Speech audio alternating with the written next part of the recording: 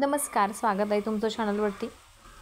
तर आजची आपली रेसिपी आहे 16 सोमवारचा मलिदा। तर 16 सोमवारचा मलिदा ही रेसिपी जी आहे ही 16 सोमवार जे धरतात त्यांच्यासाठीची आहे। आणि हा मलिदा कसा बनवायचा, ज्यांना 16 सोमवार असतो त्याच्यातला प्रत्येक सोमवारी संध्याकाळी हा मलिदा केला जातो आणि उपवास कसा सोडायचा असतो तर त्याची ही रेसिपी आहे। तर बघा, अगोदर जे आहे पीठ असं मळून घ्यायचं आहे। पीठ जे आहे गव्हाचं ते असं जाडसर मळलं तरी चालतं, पातळ पीठ नको आहे। कारण आपल्याला जे आहे याचे जे रोट बनवायचे असतात, म्हणजे चपात्या बनवायच्या नाहीत आपल्याला, तर याची रोटी टाईप मला तूप लावायचं नसतं, अगदी पिठामध्ये आपल्याला हे लाटून घ्यायचे असतात। तर पिठामध्ये सगळ्यात अगोदर जे आहे पीठ मिळताना खूप मऊ असं पातळ नको आहे, तर जाडसर मळलं तरी चालतं। आणि आपल्याला पीठ लावताना त्याला तेल वगैरे लावायचं नाही आहे, म्हणजे पिठानेच आपल्याला ही चपाती मळून घ्यायची आहे। किंवा तशी पण तुम्हाला मळता आली तर तुम्ही मळू शकता, पण मग मीठ पण घालायचं नाही याच्यामध्ये। पण मग तुम्ही जे आहे जाड पीठ मळा आणि पातळ पीठ मळू नका। आता ह्या ज्या चपात्या आहेत आपल्याला लाटून घ्यायच्या आहेत, ह्या जाड लाटायच्या आहे। ह्या चपात्या पण खूप पातळ लाटायच्या नाही आहे, अगदी जाडसर लाटायच्या असतात। आणि इथे तवा आता तापलेला आहे, खापराचा तवा मी इथे घेतलेला आहे आणि इथे गॅस चालू केलेला आहे।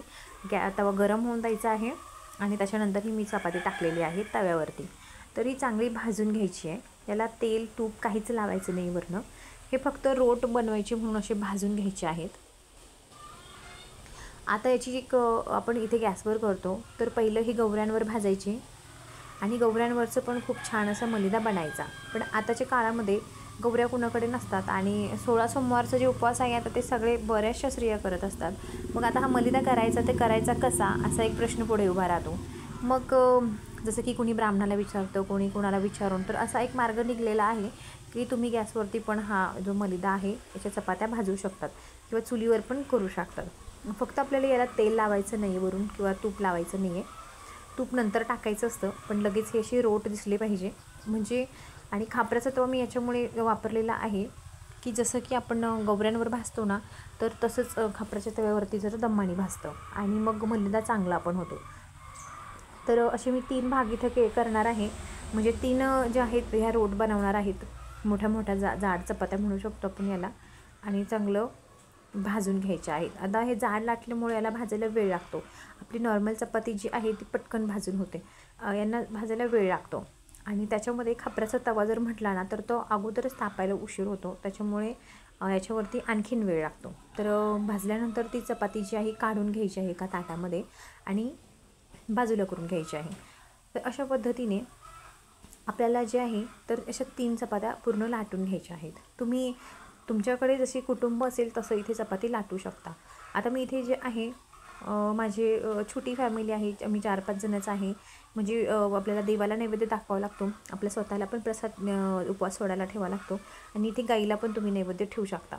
असे 3 भाग करायचे आहेत आणि त्याच्या पद्धतीने तुमचं कुटुंब मोठं असेल तर तुम्ही जो मोठा भाग आहे कुटुंबामध्ये देऊ शकता आणि गाईला नैवेद्य, आणि जिथे आपण पूजा मांडलेली आहे म्हणजे देवघर असतं किंवा जिथे पिंड आहे वाळूची, तर तिथे हा नैवेद्य आपल्याला ठेवायचा आहे।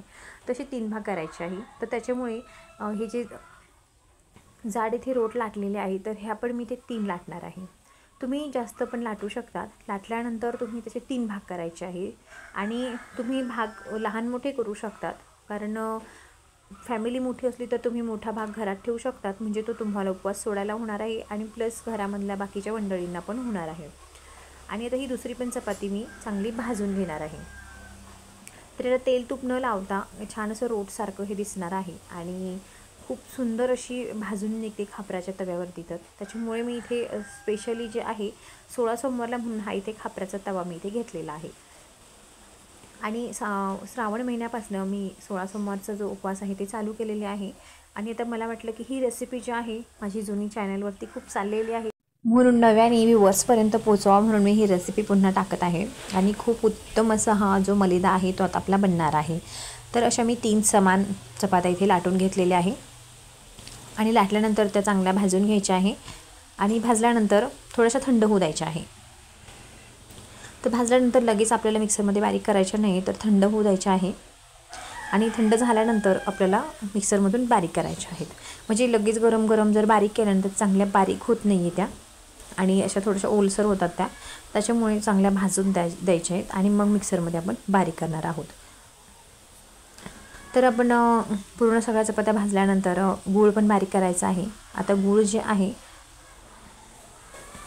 तो किसून घेऊ शकतो आपण किंवा मिक्सरमध्ये बारीक करून घेऊ शकतो. तर चला ह्या तीनही चपात्या मी इथे बारीक करून घेणार आहे. तर इथे गूळ घेतलेला आहे.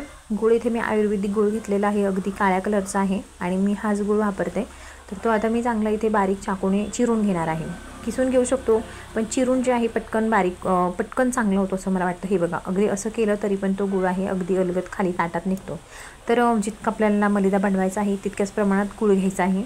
मलिदा जास्त गोड झाला नाही पाहिजे किंवा कमी गोड पण झाला नाही पाहिजे, असं मापातच घ्यायचं आहे.